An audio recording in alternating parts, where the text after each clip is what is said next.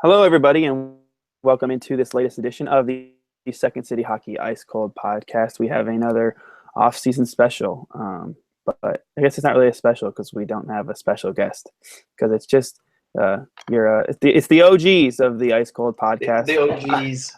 I'm Adam Hess, your host tonight, joined by my co-host Robert Ziklinski. Robert, how are you doing? Pretty great, man. I'm an OG. I feel fresh. I feel fun. Do I sound really like awkward saying that? I probably do. We're a couple of podcast OGs. That's all I have to. That's just the way I think about it. All right. We're the glue that holds it all together. Anyway, let's end this horribly awkward intro. Okay, let's just jump right into it. We'll kind of break down recent events for in Blackhawks land. So the most notable moment, I would say, of recent weeks in terms of change in the Blackhawks roster has been was the Andrew Shaw trade from the Blackhawks to the Montreal Canadiens for 2 second-round picks in the 2016 draft, which is a pretty good return in my opinion. So, Robert, what do you think this means for the Blackhawks next year? How much of an impact does it have on the Hawks for next year's team? Well, I was reading Facebook and I see that it's a really bad move. So I have to say, Adam, that the Blackhawks are never winning another cup or championship, and they're not going to make the playoffs now because they lost all his grit. No, seriously, no grit, no heart. No heart grit, wins no heart. He was a favorite. Okay, no, seriously.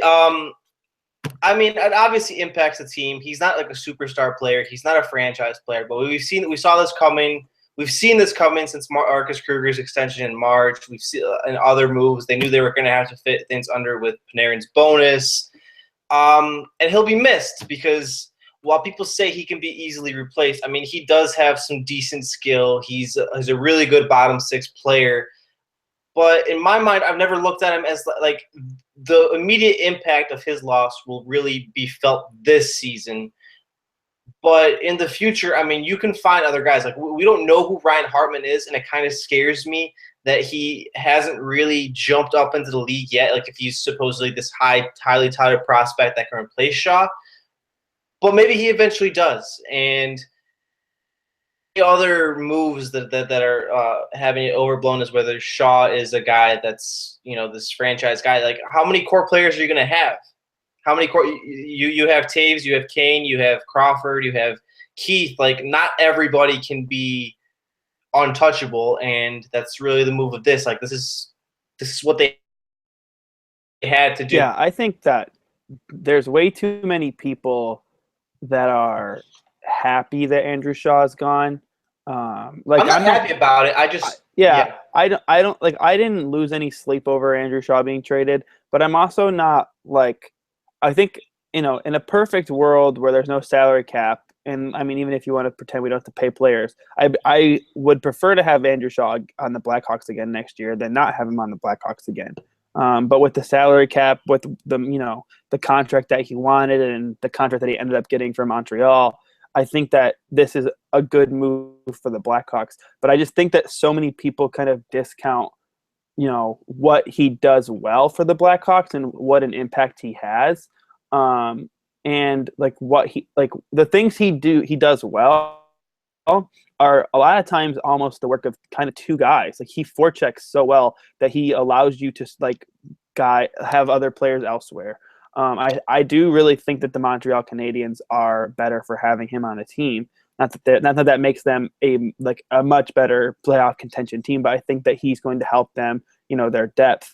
But at the same time, like I said, I think that Shaw is a player who what he does was important, but I think that it's also what he did was replaceable.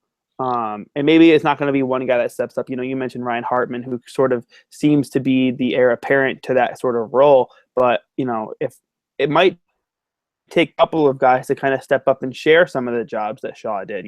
One guy does the forechecking while another guy takes, on the other side of the ice, the other guy takes the net front presence, which, when you can have one guy, especially a guy sort of like Shaw who's littler, that can do both things, it makes a lot of sense to me that, you have him on the team. But I think overall, if the Blackhawks had signed Andrew Shaw to that 6-year, $3.875 million contract or whatever the heck it was from Montreal, I would have been so mad. Like that they way overpaid for him, I believe. So at the end of the day, I do think this is a really good move for the Hawks. Yeah, and if they had given Shaw that contract, then in all likelihood later on you possibly don't have the money to pay Panarin, and then you have millions of Blackhawks fans that aren't on Facebook pulling a Tom and Baratheon. Sorry for spoilers, but I mean it's just funny to say that. But for me, it's just I think a lot of times fans look at guys like Shaw, like Dave Bolin, and I know that is a very appropriate comparison. That like give their all out, or like these blue collar type personalities, and they'll overblow it as to like what are the Blackhawks? What are the Blackhawks doing? The thing that they choose not to focus on is that again, like there's just a different direction. They don't have the space. Like if they had the space, I wouldn't necessarily be all that mad with that deal for Shaw that the Canadians gave, but they don't, and they have to rebuild their roster in a different sense now that everybody's sort of entered the beginnings of the primes of their career in terms of their stars like Taves and Kane and everybody. I mean that's just kind of they've lost that flexibility that they used to have, which is fine. You have to look at it in that kind of perspective. Yeah, and I think that I think it was Blackhawks Breakdown that tweeted a couple weeks ago that Shaw played at the rate of a player who should be making a $2.2 million cap hit last season. Yeah. And so that if Andrew Shaw had gotten $2.5 million, that would have been fine with me. And even I think pushing it to $3 million would have been okay. But to me, I said anything over $3 million, I would not have been very happy with. And especially if it went over 3.5. And I just think that Andrew Shaw's 24. He's going to turn 25 in this next season. He's getting to the point where he's not developing anymore, and he is what he is. And he's not going to get a much better player, so he's never really going to be worth $4 million in my estimation. And so I think that at the end of the day, like I said, it's a good deal based on what he got. The question that I want to ask you is, I mentioned I think that it's replaceable, but how replaceable is Andrew Shaw on these Blackhawks? And who do you think is going to have to step up into that role? We mentioned Ryan Hartman, but what other players do you think could be called upon to kind of fill that spot? Well, I don't think anybody will exclusively do just what Shaw did. Like I said, Hartman is going to be a guy that's going to be counted on to step up. This is going to be a season where a lot of young Blackhawks forwards from the Ice Hawks and in general are going to have to step up and take spots. Actually, sort of what we've been waiting for. Mark McNeil. I mean, I'm just throwing names out there. Maybe Nick Schmaltz, maybe Tyler Mott. These are guys on the bottom six that will, like you said, collectively do Shaw's job because he's such a unique player in, he's 5'9", 170, 180 pounds, works his way in the forecheck physical, but there's not that many. There's not guys that necessarily do. We don't necessarily have a guy of that skill set or that mindset, at least that we know of yet. So it's going to have to be a collective mindset of all of those Ice Hawks guys. I mean, am I missing somebody? Richard Panik, but Richard Panik's probably going to be a top line left wing. It'll be a group effort. Did you say Andrew Desjardins? Because I think he's someone. Desjardins he fits a different role though. I don't know if they'll use him in that Shaw thing where they put him on the first unit on the power play, which I've never been a fan of. But Desjardins, he has his own role on this team. I think it's kind of different. I think it's different from Andrew Shaw. Yeah, maybe that's just me. I agree with that, but I do think that he is capable of kind of doing some of the things that Shaw does. I know, and the list that you said, I don't really think I have any names to add to it. I would just say, if going into training camp, if I was the Blackhawks, Ryan Hartman is the number one option. That's what you have to look at. Yes, yeah. He's the guy who gets the first look, especially just now.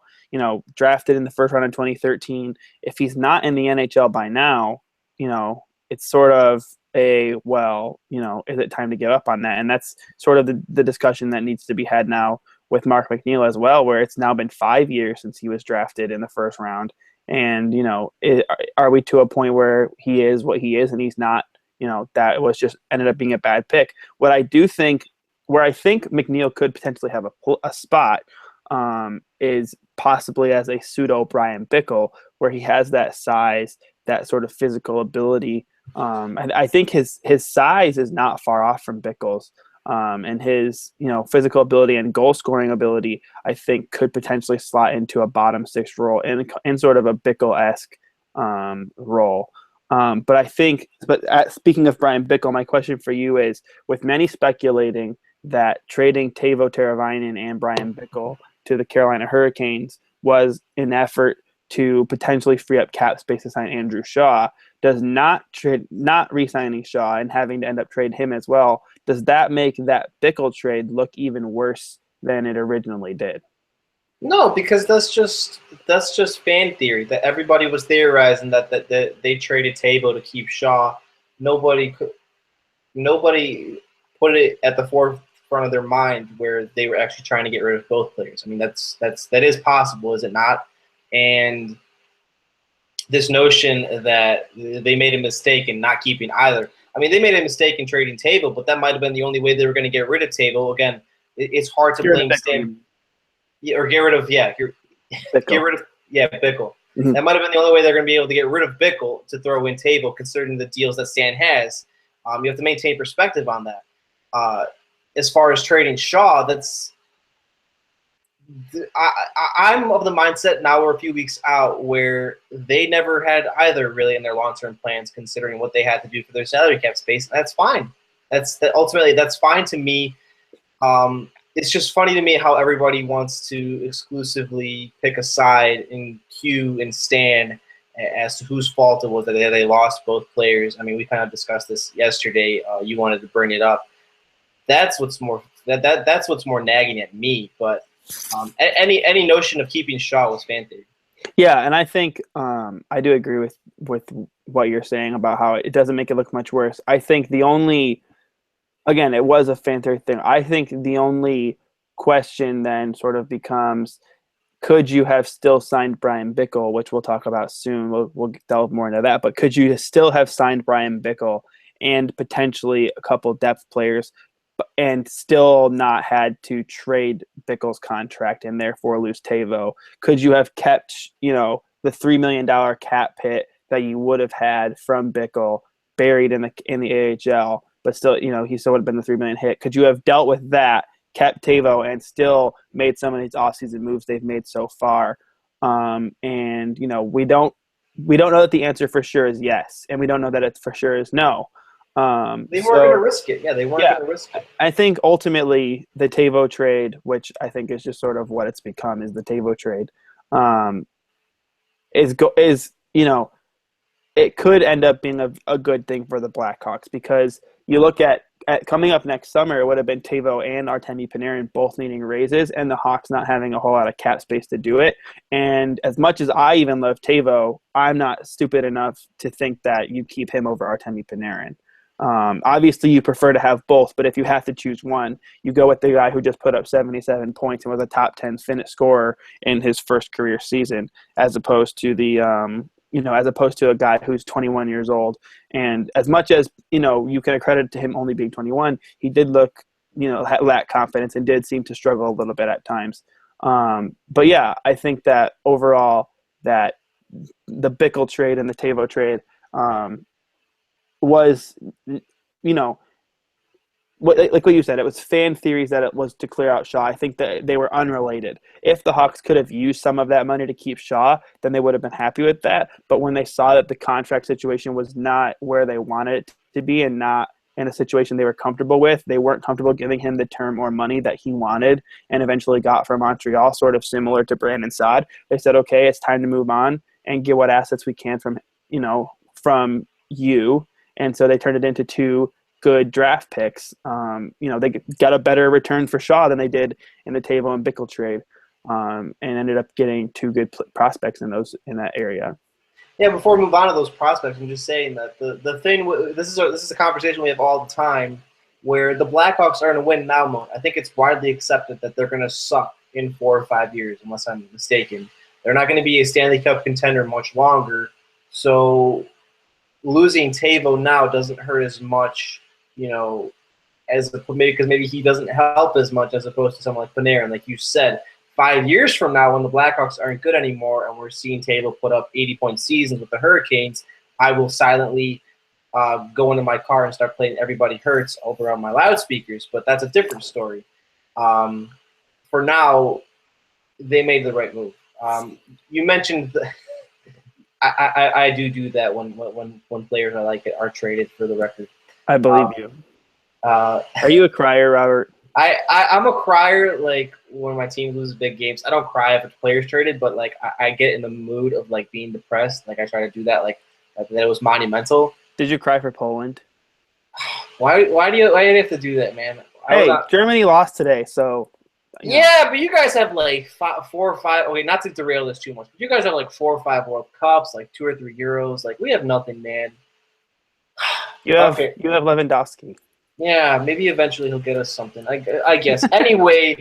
Anyway, without pouring salt in the wound, let's move on to those picks you mentioned. With the picks they got from the Andrew Shaw trade, the Blackhawks drafted maybe the steal of the draft, or one of the steals of the draft, Alex DeBrincat, and defenseman Chad Chris. I'm not sure how you pronounce it. I think it's Chris. Did you get it? It's Chris? Okay, so they got Chad Chris.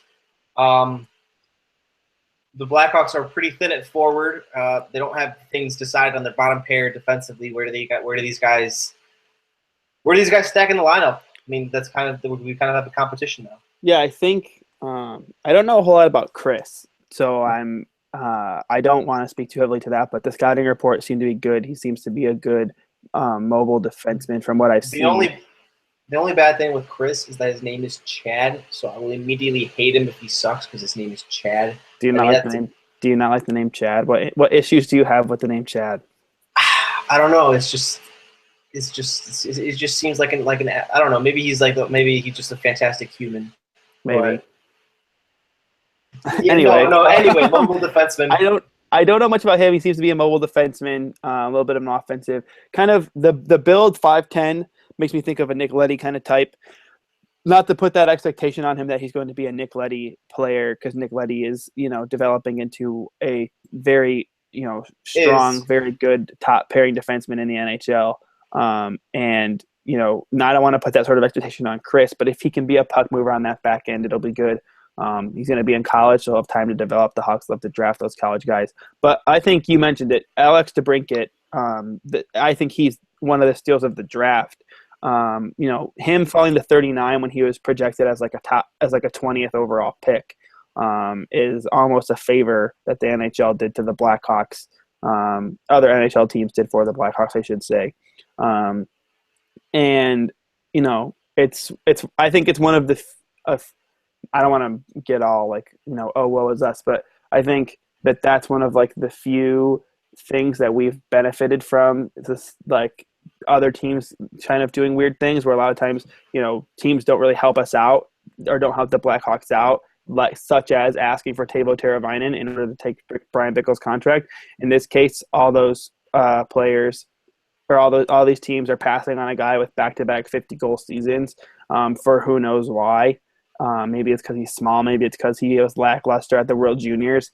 But the Blackhawks ended up getting him, and I think he is immediately their third best prospect. I think it goes Schmaltz, Forsling, DeBrincat now, and then I don't really know where I would say that Chris slots in. I'd guess that he's probably a top 10 prospect now. Probably one of their better. The prospects, because we don't have many prospects. Yeah, that's true. Is the farm system has thinned out for the Hawks recently. But he's definitely, it's encouraging to have a defenseman that seems to have, scouts high on him, and seems that people are, that the team was excited about being able to get him. Which, I mean, they're never going to say, oh, well, we didn't really want to take him, but we did. But just being able to add a player, a mobile kind of defenseman, which is what the kind of defenseman you need in the way that hockey is transforming these days. It's good to have something like that, and to kind of get a player. At the 45th pick, you can reasonably expect good things from him in his NHL future.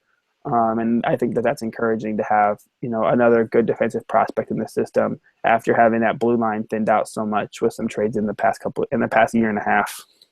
Yeah, with the Brinket, I mean, the Hawks are incredibly thin at forward, which is that's not something that many teams don't share with them, because a lot of teams don't have much depth there, especially in the Central. But he's going to have a chance to get in the lineup. I don't know if he's necessarily going to compete in his first year for a spot in the bottom six, because that's likely where he would slot in. But if he's as offensively gifted as his production says, then he should project to be, a good player for us, maybe a potential star player, depending on how things shake out. I mean, I hate to compare guys to Hall of Fame players, but people like comparing Martin St. Louis. I mean, I would be ecstatic if that happened. I doubt that, but if he comes even anything close to even half of St. Louis' production in his career, I mean, he's going to at least have the chance to. He's going to at least have the chance to, I think. Right, and I think,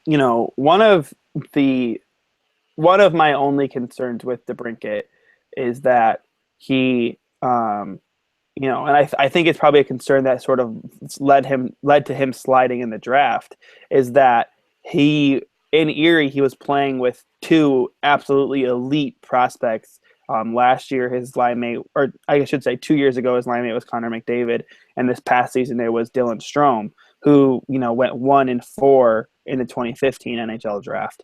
So those are two very good players, but at the same time, line mates make each other better, and you can make the case that Alex DeBrincat had an impact on those two players, having a lot of success as well, and helped them be better. And at the same time, again, it is juniors. It is the CHL where all kinds of guys post 100-point seasons, but back-to-back 50-goal seasons, no matter who your line mates are, doesn't seem like too much of a coincidence. And I even look at a guy in the NHL like Jonathan Toews, who last year really, I mean, not to trash on Marian Hossa too much, but basically Toews had dog shit line mates last year. Hossa was lackluster all year, and Andrew Shaw wasn't a fit. Andrew Shaw was not good. And I mean, that left wing was patchwork all year, and Toews still managed to put up 29 goals. Like, just because you have a good line mate does not necessarily mean that good line mate, only accelerates you. People look at Artemi Panarin and they think, oh, he only played well because he had Patrick Kane. Well, people don't consider the fact that maybe Panarin helped Kane just as much. So I think that DeBrincat, while I'm sure it definitely helped him out to be able to play like Connor McDavid or Dylan Strome in the minors, that's going to only benefit him when he comes to the NHL level and is able to play with a guy like Artem Anisimov or Jonathan Toews, because he's going to still have, a very good, or even if he ends up on a line with like Patrick Kane or Artemi Panarin, he's going to have very good passing, skilled wingers and forwards with him that can get him the puck and allow him to have goal-scoring success. And, he mentioned it too. He's undersized, but that he turns that undersizedness, that, how small he is, into an advantage by just working hard, outworking you, getting around the net, getting those tough goals, because he knows that he can fit into those areas, and he has to outwork you because he's littler, and he does that. And as much as outwork is kind of a cliche, that's what he does. And I mean, if you watch his highlight packages, he's not some guy who's just collecting the tap-in goals. Like, he has lots of goal-scoring abilities, has a great shot. Yeah, he creates his own shot. Right, and he's going to develop in the NHL level. And the Hawks have shown an affinity and a skill for developing strong forwards in their system. Just look at guys like Brandon Saad and Teuvo Teravainen. And Artemi Panarin maybe doesn't count as much, but just still, he comes into that system and has success right away. They've shown that they can do that well, and so I think he'll be a fit right away. He does expect to go back to Erie next year, but I think the season for 2017-18, he could very well end up competing for a spot right out of roster camp, or a roster spot right out of training camp. Yeah, I mean, he'd be perfect for that final cup run for the Taves era before we have to trade him away. Who says final cup run? No, not final cup run, because they're loading up for next year. I meant for one of the final cup runs, he'd be perfect because he'll be here for a few years, and then they'd have to trade him away because he outproduces what they originally thought, and he's going to want to get paid. That's all I'm saying, because No, because they signed Brian Campbell, and they're evidently still all in on this year. Which let's get to that. They signed Brian Campbell to a $1.5 million deal. He has, I believe, 625,000 or 725,000 in performance bonuses. Yeah, it's like Plays more than 10 games, it's so like 1.5 million straight up salary, and then if he plays 10 games, he gets a 720. okay, so pretty safely he's going to get the bonus. So 2.2 million. And they got probably, in my mind, one of the steal. Again, they got one of the steals the draft. They got maybe the steal of free agency in terms of veterans. You got a top 4 D man who's still at the peak of his power. Maybe not the peak of his power. He's a little diminished, but he's still an incredibly. Well, he's 37, so I'd say he's far from his peak. He's far from the peak of his powers, but he's still He's still a fantastic puck mover. He's still plus possession wise. He's been playing with Aaron Ekblad for the past 2 years. That's helped, but that doesn't. But he's still largely the same guy that can carry play and is the perfect complement to Brent Seabrook. Adam, I mean, your thoughts on and now a logjam for the Hawks because they probably have their top 4 set. So I really like the signing. Obviously, it's hard to not like getting a guy of Brian Campbell's caliber for how little money he took, and it just shows how much he wanted to be a Blackhawk. Hearing that he turned down offers from Florida of $5 million over 1 year to instead take the $2 million from the Hawks, and he is sort of taking the Kevin Durant route of ring chasing a little bit, thinking that he can come to Chicago and get a ring, and that's He already has one. Yeah, he does already have one. Yeah, but again, he wants another one. Everyone, I'm sure once you get one, you want another one forever and ever. And so he is doing that, and it's good that he's doing that. Obviously, we hope that he gets what he's looking for. I get a little wary of the idea that a 37-year-old defenseman fixes all the Blackhawks blue line issues. Because again, like, yes, he did have a productive last season, but he's 37 years old. Like, he's still good, and I'm not saying he's not good. But at 37, sometimes the decline happens all at once and not steadily. And so I'm just nervous that could be the case with Brian Campbell, where we almost expect him to be the solution to the Hawks' blue line issues, which in a lot of ways, you look at the kind of player he is, and he could very well be that because he is the puck-moving defenseman who skates well and gets the puck out of his zone and controls possession. But I'm wary of the age factor. I'm wary that he is the solution as opposed to part of the solution. I don't think he's the solution. I think they're also obviously very high on Michael Kempny. So for me, I get what you're saying, and I think they alleviate that concern as long as they don't stretch him out, as long as they don't run into a 2015 playoff situation where he has to play 26 minutes a night every night. If he's playing 17 to 20 minutes a night, you're going to get a solid quality player on that back line who's really going to complement Brent Seabrook. I get what you're saying. I have my fear, but then again, that's also why they've signed him to a 1-year deal. I don't think they want him here any longer than the 2016-2017 season because they know that a sharp decline is eventually coming. And as with the players they have, again, they're loaded up on this year. I am weary, like you're saying. But as long as, again, I don't see him.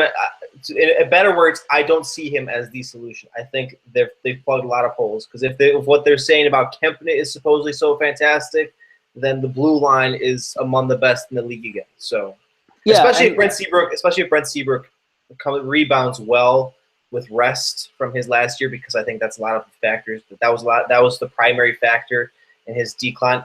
Some of it was age, but I think he's a big defenseman that had a lot of wear and tear.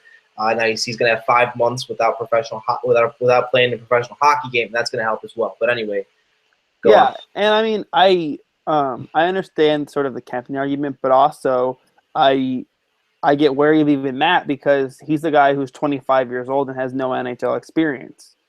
And while it did work out with Artemi Panarin was like a world-class talent that was, dominating the world championship stage, dominated World Juniors for Russia, dominating the KHL. Michael Kempny was, good in the KHL. Never really dominated the international stage. No one ever really looked at him and was wowed by his ability and his skill. So I still like he, if he ends up being a very serviceable a good third pairing guy, that's great. But he, I'm even wary of that, and I don't want to be overcritical and over skeptical.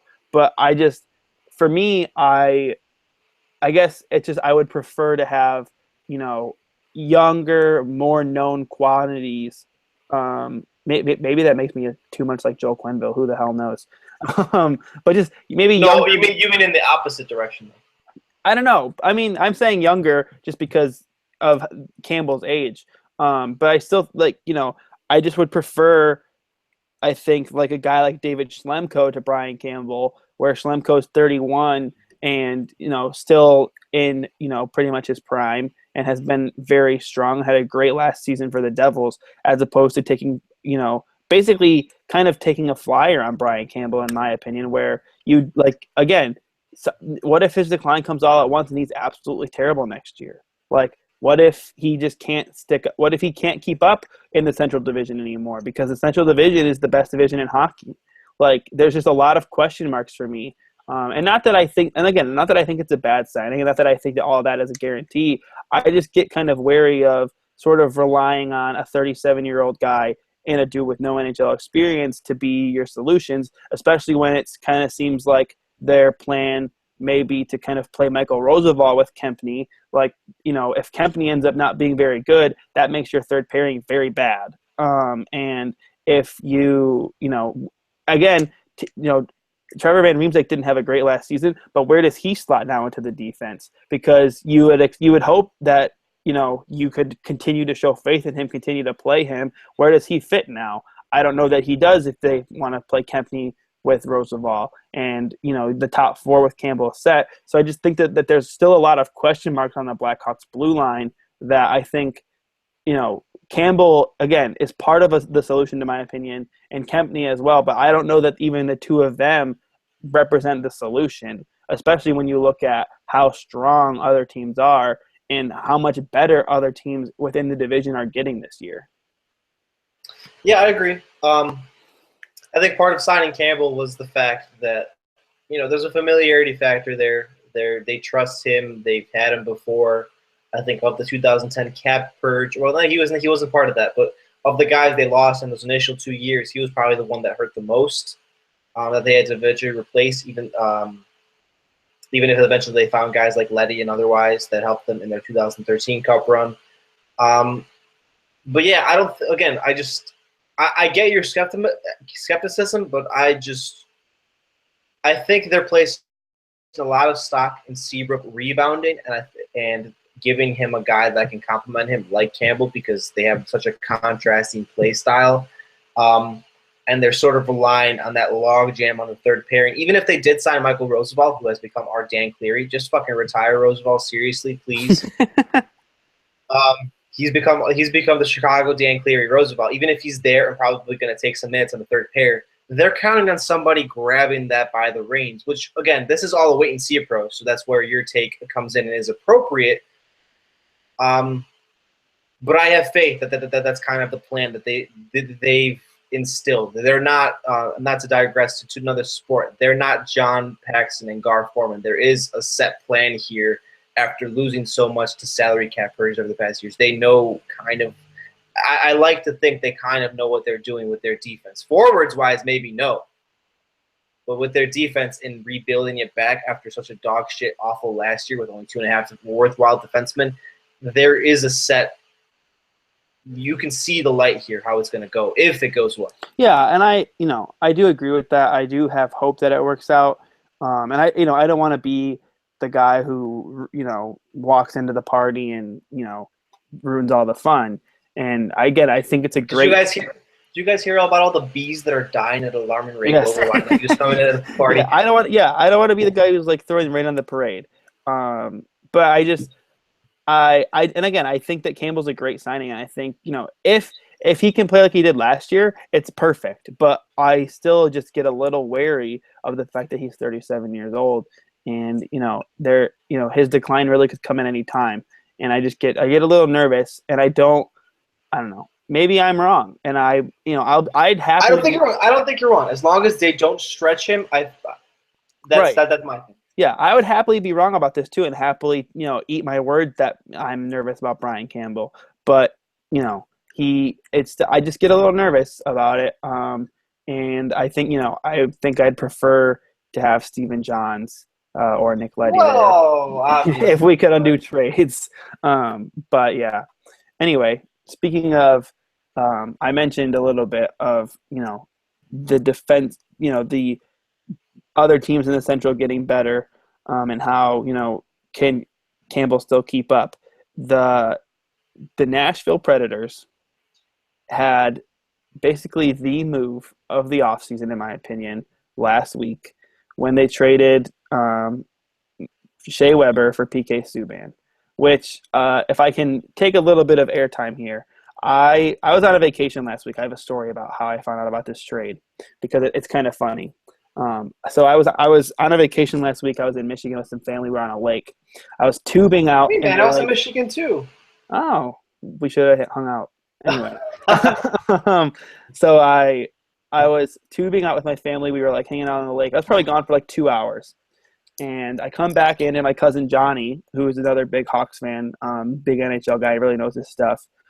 He comes out to the dock, and he's like, "Adam, 3 big things happened in the NHL while you were gone." I said, "Okay," and he says, "I'm gonna give them to you in order of most boring to most exciting." And I said, "Okay." So he leads with Steven Stamkos re-signed with the Tampa Bay Lightning, and I was like, "Yeah, that's really, really boring." Then he says the Devils Hall, they traded Adam Larson. I was like, "Well, that's kind of a bad trade for Edmonton, but I see the appeal." And then he says, and the Predators traded Shea Weber, and I was like, "Holy shit! Like that's awesome! Like that's a big move. Like to who?" And he goes to the Canadians. And I was like, whoa, like immediately my thought goes, whoa, now the Canadians have Subban and Weber. Like, what the hell did they get? Like, what did they give up for Weber? And he goes, PK Subban. And I was like, fuck that. Like, I got fucking angry because I fucking hate the Nashville Predators. Like, I hate them with a passion. I think they're a shitheel organization. I do not like them one bit. And PK Subban is my favorite NHL player. And now I have to somehow find a way to work up some level of disdain for my favorite NHL player 4 or 5 times a year, potentially more for a playoff series. And I have to watch him dominate the Blackhawks because he's going to do it 4 or 5 times, possibly more in a playoff series a year. And I am very unhappy with that. So fuck you, Canadians. Fuck you, Predators, for making this deal. Anyway, Robert, let's talk about it. How much better does this make the Predators? How do I follow that? That was, guys. I just got fiery mad again. You really did. I got mad about it all over again. That was. I almost wanted to log off, man. I didn't even know that was. I genuinely feel bad for Canadians fans. Well, I mean, without a doubt, man. Because just imagine if the Blackhawks had traded like Jonathan Toews for like I don't really know a comparison. Okay, so if they traded Jonathan Toews for Ryan Getzlaf, that's good. That's a comparable trade. It's comparable, but Getzlaf's still really good, so I would be mad about it. But I'd be like, okay, well, Getzlaf's still good, I guess. I guess I'm looking at it more like if they traded Ryan Getzlaf for Ryan Kessler or Toews for Ryan Kessler, where like he used to be good, yeah. People still think he's good. Kind of the thing with Weber is he used to be good, isn't very good anymore, but people still think he's good. So if the Hawks had done that, I would be so angry about it. So I feel bad for Canadians fans. It's such a multifaceted thing, and I feel bad for myself because I have to hate PK Subban somehow. It's such a multifaceted thing. I think part of the Canadians, they thought he has character issues, even though he's regarded, even off the ice, is regarded as a fantastic human being. So anything that he's shown on the ice is just really personality. But they felt the need to trade their best player. He is a more valuable player than, he is their most valuable player because of that. It's more veiled racism. which is a conversation that we still have to have.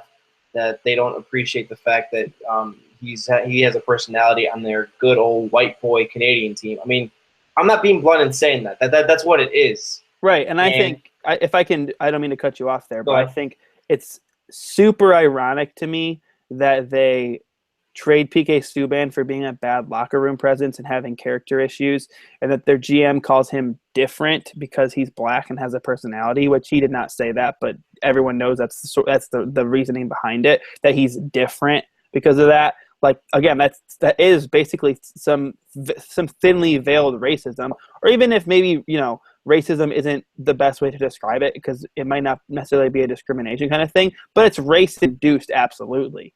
And I think that that's very bad for the game, especially when you look at, some of there are some very, very good black players in the NHL. Kyle Okposo, Dustin Byfuglien, Evander Kane, which, he has his own very real character issues. Evander Kane does.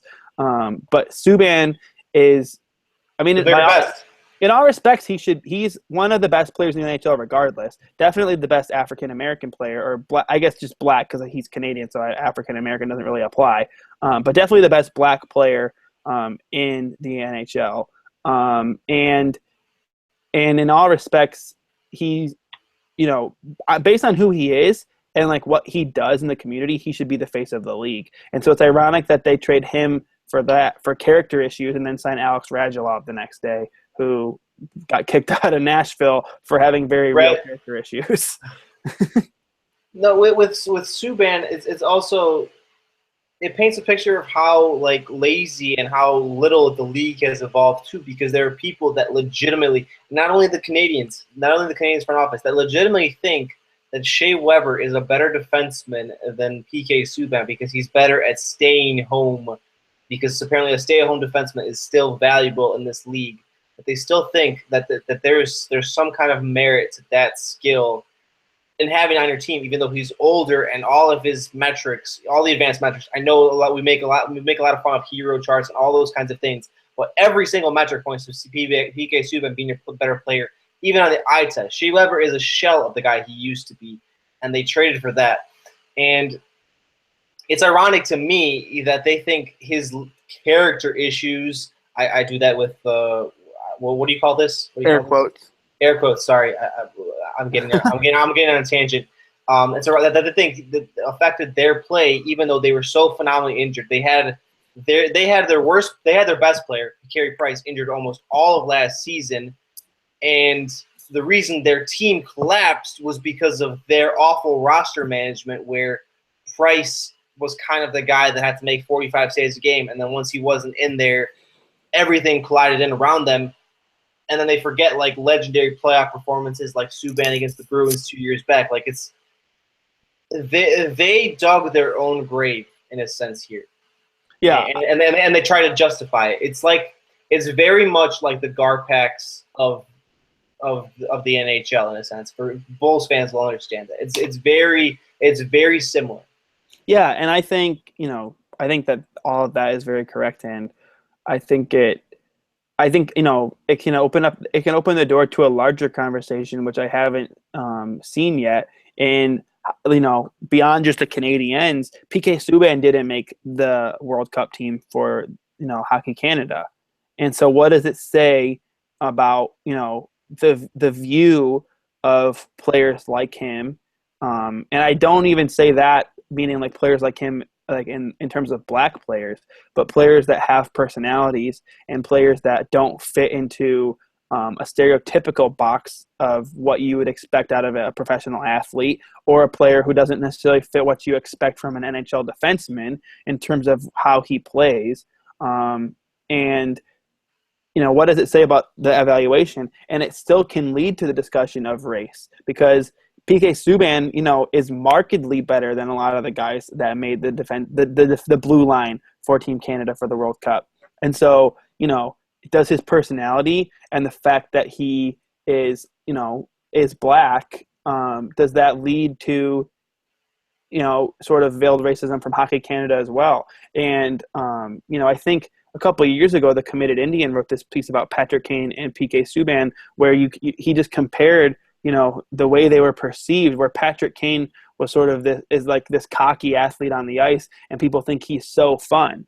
But PK Subban is sort of this like cocky, confident athlete on the ice. It's very similar to Patrick Kane, and people look at him as cocky and arrogant. And it's not like, how it can lead to a larger discussion about race in the NHL, and how people, with the Vander Kane things, and he does have very real character issues in terms of his conduct off the ice. But people were upset about him, doing push-ups with money on his back and using his stacks of cash as a phone. If that was a white player, would that be an issue? If this was a different league, if this was the NBA, would that be an issue? Like, right, exactly. Not having his shirt on at the parade. That was awesome. Like, that was fun. And those things are fun. And we celebrate that in baseball, in basketball. And I think it's even a problem in the NFL, this racism in sports, this like veiled racism, which, it's funny how we didn't even plan to talk about this, and yet here we are talking about it because it's so apparent. It's so apparent, and it needs to be a conversation. And maybe we're not the right guys to talk about it because we're two white dudes, but it needs to be a conversation that's had because it seriously is such an epidemic. You look at even Cam Newton, the MVP of the NFL last year, was so widely criticized for his dabbing and his dancing. And I look at a guy like Aaron Rodgers who does the title belt thing, and he gets a whole State Farm line based off of him because of that. Whereas people call Cam Newton a cocky thug because he does dabs after he scores a touchdown, when Cam Newton does so much for the community of Carolina, similar to PK Subban, and all I can say is like that. Even if people don't realize it, like that, it's veiled racism because it is racially charged. Like, and I have an uncle when we were at the Super Bowl party, and I don't want to make this about football necessarily, and I don't want to trash my uncle certainly, but he was talking about Cam Newton, and he was saying some of those things, and I just said to him, like, I don't even think you realize it, but that's driven by race. Like, because I don't think my uncle's a racist person at all. I know that he isn't. But I said to him, like, you don't, like, I don't even think you understand that sort of, like, your perception of that is like a systemic issue in this society, and that is driven by race. And I don't think you mean to do it intentionally, but it really is. And he denied it because again, he doesn't realize it. And I think that's very apparent, prevalent in sports fandom is people don't even realize that they're being, thinly veiled racists when they are. And it's not necessarily racism because they're not hateful or spiteful, but it's prejudice, I would say, is maybe a better word for it. Yeah, it's so deep set in our culture. Like, it's such a fundamental thing. Like you're saying, people won't even realize it because it's something that they've been taught over the years. It's something that's been ingrained to them. So then when the idea to a lot of people what racism is something it's much more extreme. They'll think about lynch mobs, they'll think about that, they'll think about like outward actual profane slurs, as opposed to these actual issues that are just as severe in terms of negating people, in terms of pushing them away. Like it's all the same. It's all the same, but people can't differentiate that because of what they've been taught. And then it extends, like you're saying, it extends into sports. Like in the NHL, there's such a good old white boy culture, and that you're a good Canadian boy that works hard, loves the game, works his way up through the juniors, and everybody takes care of you. Everybody takes care of you in that sense. You don't show any personality when you're interviewed. You just talk about the team. You talk about how well your line played, and you move on. Like there are so many. It grows into an issue of partly why the NHL isn't as popular in a sense as maybe the NBA and the NFL, because it all comes together in that way. Right, and I think like you mentioned, I think that sort of the race division, and I say that obviously the NHL is heavily white, and that's because and a lot of African American people, a lot of Black people, maybe don't have access to playing hockey or really the interest in playing it either. And you know, you do to play hockey and play at an elite level. You do need to live in colder areas, and you do need more access to money. Which, and I don't want to sound racist and say that maybe some Black people don't have that, but it is a thing where a lot of people, you know, even white people can't really play hockey because it's an expensive sport. And so maybe it's cheaper to play other sports. And so, and also, you know, as a young Black child, I'd rather watch LeBron James succeed than watch a bunch of white guys and the one Black guy on their team succeed. You know what I mean? And you can take pride in the one Black guy as well. But I think I would rather watch the league where I can feel more connected to the players, if you know what I'm saying. I don't know. I hope I didn't say that. No, you didn't say that in a bad way at all. Poorly, yeah. Anyway, as I'm continuing, I think that I was going to say, if I feel like if I was a Black NHL fan, seeing the treatment of PK Subban would very much turn me off to the NHL and to the Canadiens and to the culture of hockey. And I think that is a serious issue because this is a sport that desperately needs fans and desperately needs minority fans. This is a league that needs to continue to grow. You know, the salary cap is hurting because of the Canadian dollar, but if they could generate more fan interest and generate more revenue in that way, they could help themselves out, you know, through that. And they're not doing a very good job of doing that. And that it stinks to see that. Yeah, and it's such a nuanced issue that's interesting to me that no one ever wants to have nuanced discussion. There's never a gray area. It's always you're taking one side or the other. It's always outright denial, or there's never a mix of the proper opinions. Like many conversations that we'll have, not only limited to sports. I mean, it's frustrating. It's frustrating. That's the biggest thing. If the Canadian professional NHL teams want to wonder why they haven't won a Stanley Cup in such a long time, that flurry of trades, the PK Subban trade, and the overall just the culture that pushes how they evaluate their guys and how they look at their guys, that happened on that first day of free agency and that day of flurry of trades, like that was the perfect example. Yeah, and again, maybe we're not the best two guys to have this conversation. Yeah, we're not at all. Yeah, I mean, we're two white guys who can't necessarily speak to the issues with any real firsthand knowledge. But I mean, it's still important for people like us to be able to have this discussion because it can open a door to people who are much more available and much more well-rounded and better served to have this conversation. Anyway, let's kind of turn back talking about the Subban trade to the hockey aspect of it. How much better does this make the Predators, and are they now the team to beat in the Central Division?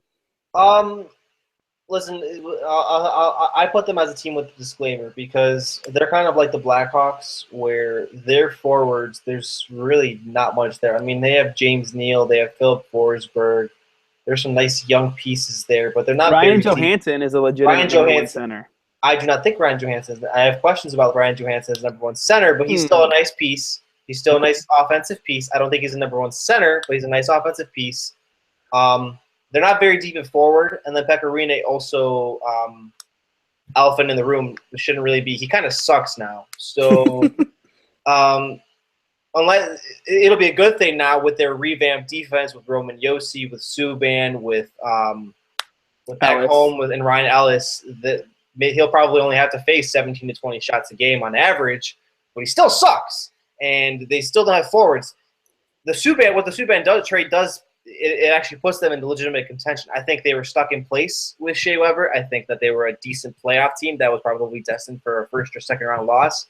Now they put themselves, what the trade does, it's put themselves into that like glut of very good teams like the Blackhawks, like the Stars, where everybody is inherently flawed and it's just what flaws are exposed based on that. I wouldn't say that the team to beat in the Central. I think it's probably them or the Blackhawks, based on both teams' defensive upgrades. But again, both teams have their own flaws. Blackhawks aren't very deep forward, and neither are the Predators. And it'll be interesting to see how it develops from that point on. Like I said, like the in a different vacuum, trading for PK Subban might be different, but they still have their own inherent flaws. Like I find it interesting to see all these people that they've jumped up to be this Western Conference favorite, even though they have all these other holes to fill. Like no, but then again, maybe that's because there are no magical teams in the league rim. Yeah, I do personally think that you're a little bit underselling their forward group. I think Ryan Johansson is a legitimate number one center in this league. He's a former 70-point scorer. He is as close to elite, if he's not already elite, as it comes, and he's still young. Philip Forsberg's fantastic. James Phil Neal's a, Warburg is one of the best forwards in the league. James Neal is a very good player. Mike Ribeiro's still pretty good, even though he's a shitheel. Mike Fisher's still pretty good. Guys like Kevin Fiala, like he's going to be really good. Calle Yarncroke is pretty good.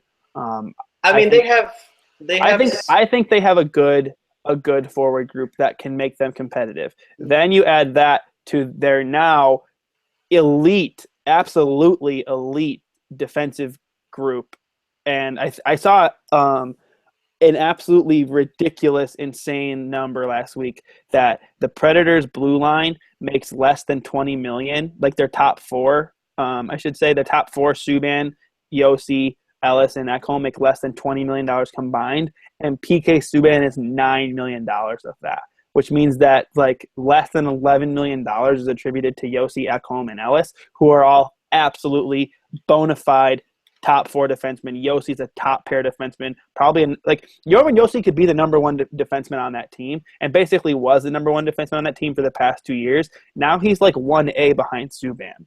Like that top, like they could have two top pairs if they split up Yossi and Subban, which is crazy to think about. And then, so you add their good forward group to their elite defensive core, probably the best in the NHL in my estimation. And then again, Pecorine is very not good. He sucks. Just say it. He's not. Sucks. Yeah, he sucks. He's not what he was at all. But he's still, I think, with what they have in front of him, and like you said, he's like if he does, he might not end up facing a whole lot of shots per game next year. If he can be league average, which is it might not be asking a whole lot of him. Might be asking a little more than what, like based off last year, might be asking a little bit more than he may be capable of. But if he can be league average, or if they can find themselves a nice backup who can kind of do a platoon system and they can have league average goaltending, they could very well be the number one team in the Central Division next year. I do expect a little bit of a regression from the Stars, but I still think they'll be a good team. I think the Blackhawks have become a better team. I think they'll be in the conversation. The Blues have gotten worse, so I think they'll be less in the conversation. But I think the Predators next year, I would not at all be surprised to see the Predators be the number one seed in the Central Division in next year's playoffs. Absolutely not. Absolutely not. And if we're comparing, yeah, I agree. If we're comparing how the teams stack up, you named like 7 or 8 forwards, which is kind of what I can do with the Blackhawks, which is maybe depending on how you see young guys. If we compare them, okay, so the Predators, without a doubt, have the best defensive top 4 in the league. I don't really think we need to get too much into comparing them to the Blackhawks. I think that their forward core, even if it doesn't stack up with the Blackhawks, is good enough to compete. And then you add that to their defensive core, and that is an elite team. Yeah, no, it is. That's just the way I look at it. And I still think – and I mean the Blackhawks, you can do that with the Blackhawks too and look at them and think, okay, this could very well be an elite team. But to me, I look at what the Predators have now and think that's an elite team. I look at what the Blackhawks have right now, and I think that can be an elite team, which is a very big asterisk. And maybe I'm sort of overselling what the Predators have, but I still think that I think that right now on paper they're better than the Blackhawks. I'd agree with that, but it's also, and it's like I said, like still there are flaws. I still think there is really. I mean, they're an elite team, but the elite. Excuse me. What an elite team is in 2016 versus what it was 3 years ago is incredibly different because again they still can't be exploited. Like to me it seems like you're selling them like as this unstoppable juggernaut, which Well, I I don't want to sell them like that. Um, I but I don't just because I don't think they're that team. They're not a complete team. There is no complete team. There is no complete team in the league by my estimation. yeah, okay, I'd agree with that. But I do also think I think they still have cap space. I don't have those numbers in front of me. Oh well, if we Um, want to talk about that, let's talk about that cap recapture penalty. That if Shea Weber retires early, which would be amazing. that won't affect them this next season. That will affect them in the future. And right now, I don't know. I don't have the cap space in front of me, but if they have cap space to make a couple moves, they could very well be a threat next year. Anyway, we've talked about this for a very long time now. Let's kind of move on. Let's sort of do our pop culture ridiculous conversation to close out the show. This week, we have decided to talk about The Office versus Parks and Recreation, which is a conversation that I sort of by accident I don't want to like be the guy like that guy like, oh, look what I did on Twitter, but I think I sort of accidentally Look started what I did on I Twitter. think I sort of accidentally started a whole conversation on Twitter for one day when I was DMing with a friend and we talked about The Office and I said The Office is elite, Parks and Rec is bad, and he said no, The Office is elite, but Parks and Rec is good. And so I tweeted Parks and Rec is not a good television show, and then the next thing I know, I feel like everyone's talking about Parks and Rec and The Office, which again, I'm not trying to be the guy that's like, oh, I did it, but I do sort of feel like I did it. But anyway, to me, okay. So I will caveat this, which a lot of people who are Parks and Rec fans may not be happy with me bashing the show based on the experience I have with the show. But I watched the first season of the show, and I thought, you know what? This isn't great. I'm not watching it anymore. And I know that a lot of people look at The Office as a show that got very much worse after Michael Scott left. And I do agree with that, but I think that they recovered and they ended up the end of the show, the last two seasons, I think were two very good seasons as well. And to me, The Office is just an all around. Again, I can't speak with a whole lot of authority on Parks and Rec, but I just feel like The Office is such a good show that it has to be better. It is better. I mean, wasn't Parks and Rec originally like not a spinoff, but where it's made by the same creators and they sort of just Yeah, it took it was. into a new vein? Yeah, it was like. Yeah, I think. Yeah, again. Wow, I don't know why. I just that was a word vomit almost there. They Parks and Rec was a show again, not spin off like you said, but almost like Yeah, a it has Greg Daniels. I'm trying to think of how to Same say it. lead writer. I don't know what to say it. It's a similar show. It's like it's Yeah, a mockumentary where they'll have people stand on the side like, oh, what was your feelings on what happened or why'd you do that? Like it's the same right. thing. Yeah, and I don't know. I think um I don't Listen, know. The Office is just so good. The Like Office is amazing. Like I absolutely agree. Like Parks and Rec isn't a bad show, but I turned it on and tried to watch it on Netflix. Like I mean, I get it. It's funny, but after it was immediately just after binge watching The Office again, and The Office just has so many different nuances. Like the Michael Scott by Steve Carell is one of the best characters on television ever. You won't debate that with me because it's true. no, absolutely Um, not. Dwight is amazing. Jim is the perfect like straight man, the guy that like he's not really crazy. He's like the audience representative person. Like he's the perfect straight man. The whole Pam and Jim relationship. You have all these different weird people in the office. Meredith, Creed, who sells drugs, who's like been all around the world. Always has these creepy, weird comments that come in at the end. Kevin, the slow fat guy. Stanley, the guy who just doesn't the black guy who just doesn't give a fuck. Like there are so many different like, and I'm saying this in a very like fanboyish way, but you get what I'm saying. Like the show has so much more depth to it to me than Parks and Rec. Yeah, I think that the sort of the vibe I got from watching Parks and Rec was that it was going for laughs a lot and was trying to be like more upbeat, which is fine and good, and I think a lot of people like it because it is. I think a lot of people think it's funnier than The Office, which I'm okay conceding. Like if that it's funnier. I mean, I didn't think it was funnier than The Office when I watched just the first season. But I just think that it I think that it's not necessarily it's so different from The Office that maybe it's almost comparing apples to oranges. But I think The Office is just a complete television show where you're watching it and like you it's funny in a lot of times, it's emotional and the other time, like the same episode can have so many emotional awesome scenes that like really draw you in, and then it can be hilarious and have you laughing, and just like with some kind of blow off moments. And I think that it's just it's one of my favorite television shows that I've ever watched, absolutely.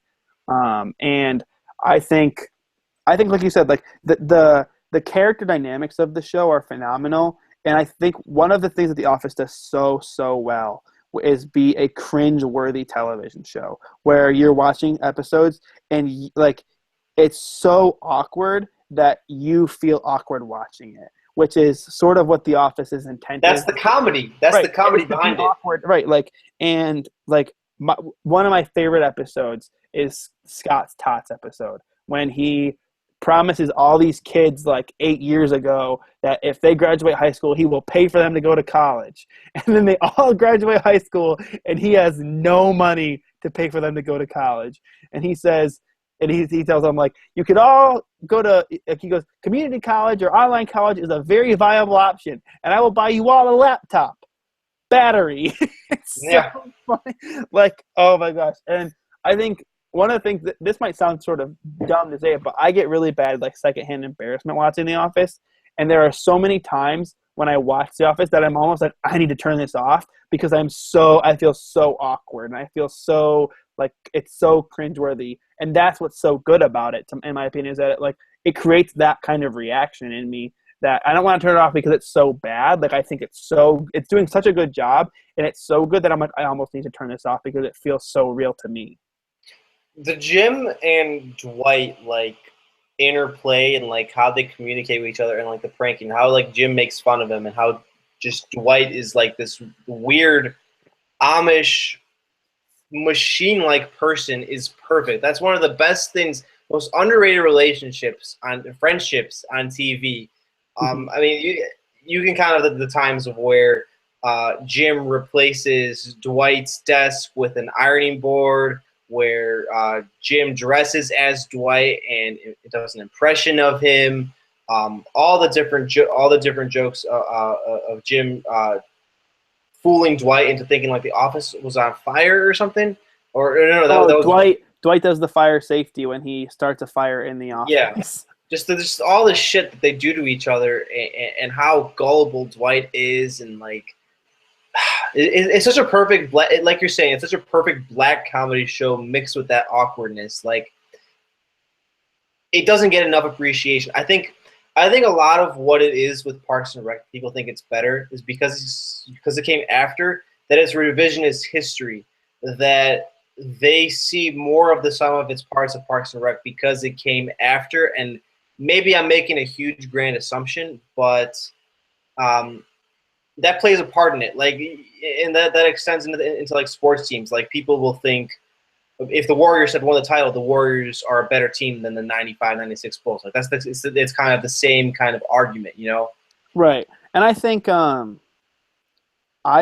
one of the things, one of the arguments I saw yesterday was that the biggest difference between the two shows is that The Office went out after sort of getting worse. It did kind of get worse, but I mean, it did, and that's true. But that Parks and Rec went out at its peak, which again, I'm sort of speaking from a place of ignorance because I didn't watch all of the Parks and Rec, so maybe it is sort of ignorant and dumb of me to say that The Office is better.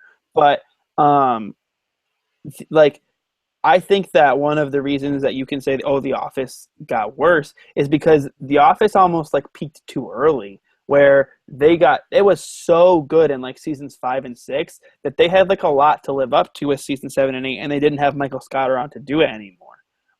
And again, like I would make an argument, and again, this is without having watched Parks and Rec, but with what the peak of The Office is, I can't see a scenario in which Parks and Rec is better like the peak of Parks and Rec is even better than that. And I think that is one of the best ways to evaluate it. To evaluate the shows on the status in which they left television is sort of silly to me. But I think that the peak of The Office, I think the peak Office is like best television, one of the best television shows to ever be on TV, in my opinion. And I don't know. I don't know if people would make that case for Parks and Rec. I don't think they would. I don't think they would. Like I've seen and again, I guess that comes from Office fans. Office fans have said peak The Office is one of the best shows ever. I've never seen people say peak Parks and Rec is one of the best shows ever. I've only ever seen them say it's better than The Office. Yeah, and how they were able to retool their main character, their best character, into all of his different awful relationships with all these women that didn't respect him, and Michael Scott, and how he's a shitty office manager, and how they all just eventually sweep that into him moving away and getting the perfect thing. Like you said, it has the emotional undertone to it too. If I think of the best character on Parks and Rec, I mean, who's the guy that most people say, the gruff guy with the mustache? Is that Ron Swanson? Yeah, that's the guy I think that most people reference. Mm-hmm. But he's like a side character. While when you reference The Office, you're referencing Jim, or you're referencing Michael and Dwight. You know, like right. The best, the main characters who drive the storyline. Yeah. I don't think this is a debate. Anyone who thinks, again, anyone that disagrees with us, you're entitled to have your opinion, but you're wrong. This is also, I think, one of those topics where, you're on one side of the coin and you're never going to be flipped. People aren't going to get you to change. And I think most people, it's hard to get people to change their opinions based on through in an argument. But I do think that this is definitely one of those sort of arguments where no one's going to change their opinion because they argued with someone on Twitter over it. It's something you enjoy. It's based off your tastes. Right. And people who like Parks and Rec, I'm never going to tell someone not to like a TV show they like. Mm-hmm. Even if I don't think it's good, I'm going to say, hey, if you get enjoyment out of it, then you enjoy it. But at the same time, I still think that The Office is better. And even with not seeing Parks and Rec a lot, I can still say that I think The Office is better because I think The Office is one of the top 3 TV shows ever. And that's only 22 years of television watching, and there's so much good TV, Adam. There's so much good TV, but also there's a lot of really bad TV. There's a lot of really bad TV, and also I'm speaking strictly in terms of normal television, like cable, not like HBO, Game of Thrones, all those shows. So I think that The Office is just such a good show, one of the best ever. Maybe top 3 is getting a little ambitious. But The Office is so good that I don't know if I would want to put Parks and Rec in that conversation, even if I watched it. And I think also, even if I watched Parks and Rec now, I would never believe it's better than The Office because I would watch it and want it to not be better than The Office, which is sort of biased of me, and that's not great, but that's just how I feel. You know what's a better show than Parks and Rec? Not just The Office. Scrubs. I don't know if you ever watched that, but Scrubs was... My fiance loves Scrubs. I've never really been big into it. I know a lot of people that like it, though, and speak very highly. It's got that quirky awkwardness to it, too, but it's a little more over the top, and it's it has all of the kind of notes that The Office... I get why it's not as popular, but I mean, it's just as good. It's just as good to me. Another good sort of awkward comedy like that I like a lot is Brooklyn Nine-Nine. Oh, I never watched that, maybe because I just don't watch Fox. Maybe that's my stupid bias. If you have Hulu, it's on Hulu. That's with Andy Samberg, right? And Andy Samberg. Yeah, there's a lot of really good actors in it. It's really funny. It's not necessarily as awkward as The Office, but there's just a lot of hilarious parts of it. It's really stupid. It's not a great television show, but it's a funny television show. Not to go off on too much of a tangent, Adam, but maybe you should start watching Game of Thrones since you mentioned it. I will not. Well, just because everybody's telling you you're going to be that guy, you're going to be a contrarian. I'm too stubborn, and you know that. You're going to be that guy just because everybody's telling you I will start watching. Okay, this is what I do with Breaking Bad, and I actually did this kind of by accident with Breaking Bad. But in Breaking, I was never really into Breaking Bad, but not because everyone else liked it, just because I didn't really know anybody that really liked it. And then during its final season, I met a ton of people that loved it. So I was like, okay, fine, I'll watch it. So I watched the whole show while the last season was on TV. Like it was on Netflix. That's what my buddies did. Yeah. It was on Netflix. So the last season's on TV. I watched the whole thing on Netflix, then like caught up to the final season, and I was very emotional when it ended. So maybe I'll consider taking a similar route with Game of Thrones. Maybe that'll be better for you. Yeah, you get the free trial on HBO Now, and then you can just watch all the seasons. They're available. You don't have to wait a week for each episode. Well, I have HBO with my parents have HBO with their cable package, so I would be able to just watch it on demand, I think. Oh shit. Okay, maybe you're not an asshole forever then. Maybe. Doesn't make me an asshole and not watch Game of Thrones. No, because it just sounds like you're a guy like, oh, everybody's telling me to watch it. I'm not gonna watch it. Get off my lawn. Like, well, I do that with Walking Dead too. I don't watch The Walking Dead because everybody. Walking Dead is trash, though. That's not a hot take. The Walking Dead is a bad show. That's fair, but my point is just that I don't watch The Walking Dead because everybody watches The Walking Dead. Yeah, okay, I get that. You're just a contrarian. Just say it. I'm a little bit of a contrarian, and I just don't like to do things because everybody does them. And I respect that. You don't conform. If I don't already do something, like if I had already been watching Game of Thrones and everybody watched Game of Thrones, I would like join in with it. But if I don't already watch Game of Thrones, I'm not gonna watch Game of Thrones just because everyone does it. And it's almost to the point where, like, again, I'm so contrarian that because everyone else does it, I'm definitely not gonna do it because I didn't do it before, and I don't want to do it just because everyone does it. Yeah, but if you had started watching it before everybody was watching it, you'd be calling it the greatest show of all time. Let's be honest. Whatever. Let's transition. To this thing. This has been the Second City Hockey Ice Cold podcast. Yeah, I think this is a good show. We talked about some good Blackhawk stuff. We got into a little bit of a heavy topic that maybe we weren't qualified to discuss. But I think we did a good job of being respectful and not saying anything poorly. And yeah, this was a good show, I think. And we talked about TV and The Office, which I love. Yeah, we're more sporadic now since it's the summer and it's the long off season. But it's nice to be able to have some kind of platform to be able to discuss this, and where someone takes the things we discussed, whether from race or to television, and they'll implement it and they'll think about something differently. That's kind of what I always take solace in whenever we do these things. I agree with that. And this was a good show. Good job, Robert. You get an A+. A gold star? Yeah. And I get one too, but I'm giving it to myself, so it doesn't really count. Anyway, Stan Bowman, if you're listening to this, please make more off-season moves so that we can have more. Sign Jimmy VC. Or VC. Sign Jimmy VC, and also sign Josh Joris because I want him to kill penalties. So play Jordan Tutu at top line left wing. Just hang up and I'll introduce you. I'll close you out for you because that was stupid as hell. Anyway, so Stan, if you're listening, help us out. Give us something to talk about. Anyway, this has been the Second City Hockey Ice Cold podcast. My name is Adam Hess. You can follow me on Twitter @_Adam Hess. That's Robert Zeglinski. You can follow him on Twitter @Robert Zeglinski, spelled Z-E-G, Linsky, with an I at the end.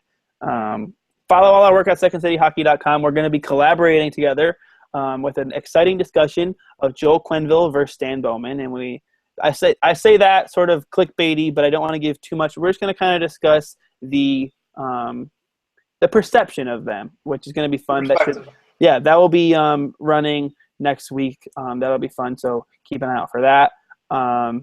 Because we are great writers in our humble opinions. That's very humble to say, though. Okay. Pay attention for that. Follow us on Twitter. Follow Second City Hockey at 2ND City Hockey. Again, follow us at Second City Hockey. Follow the Ice Cold Podcast at Ice Cold Podcast on Twitter. And Three Floyds, if you're listening, sponsor us. We love Zombie Dust. We love Zombie Dust. Fantastic beer. Thanks for listening, everybody. Thanks for listening. This has been the Second City Hockey Ice Cold Podcast. Signing off. I'm Adam Hess. Have a good one, everybody.